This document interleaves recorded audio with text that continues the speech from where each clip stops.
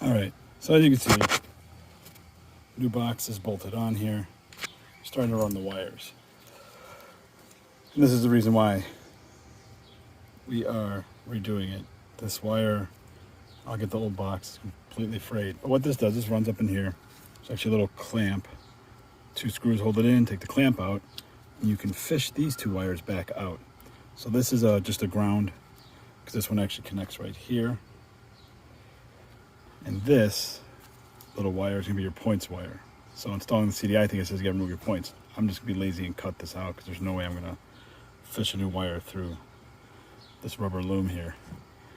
And then we'll have to feed it back up in through right here. Feeds up in here underneath this plate. And then again, the little spring clip here, the little plate, goes back in there, and I'll show you where that goes. And it's bent, so it holds all the wires and pinches everything in there. So as you can see, if I can get this to focus, come on.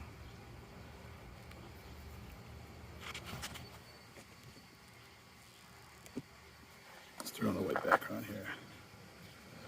So the green in the wires here, this is all split. This is the black and white wire, which is the same as the black and white wire that comes with the ignition module.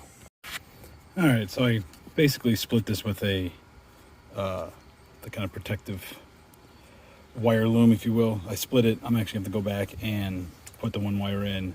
I'm actually going to zip tie it, as you can see, like I've done here already, to hold it in there. But ran the wires back up.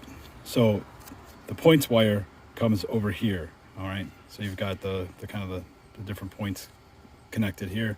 And again, this one is just a ground. So this one goes back over here and remains grounded right here. But it's a little tricky to run it. I'm gonna have to get that plate back in here in a minute. But that's the first wire. That's your points wire, the black and white one.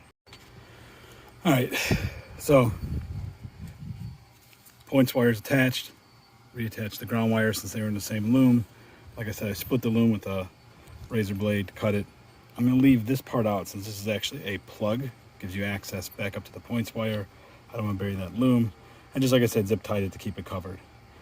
So next thing, as you can see on the coil here, this came out of there and it's simply a small screw. So we're gonna take our new plug wire. We're gonna go in. Obviously we want to put it on before. My chickens are fighting behind us. There you go.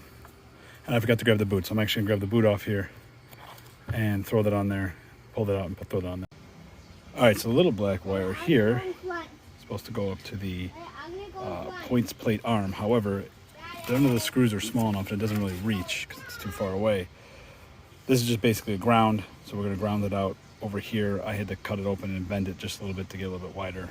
So it'll fit over this because there's really no screws anywhere around here that were essentially like that size. So like the blue wire tip there. So yeah, improvise a little. All right, further wiring. Blue wire, pretty self-explanatory, goes right to the coil. Our red wire is gonna go, whoopsie, right where the last power wire was. So this one's the purple ignition wire. Red wire is gonna go right into that one. So before on the last box, you'll see why I had to replace it. That's why. The wiring coating had dried out, it oxidized, they're green.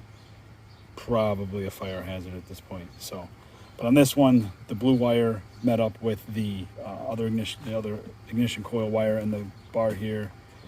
So I had taken pictures to make sure at all, and that's where my power wire came right off of, and I can't really tell the colors because it's kind of older boat. It's a 72. That is a plain purple, no runner wire right there.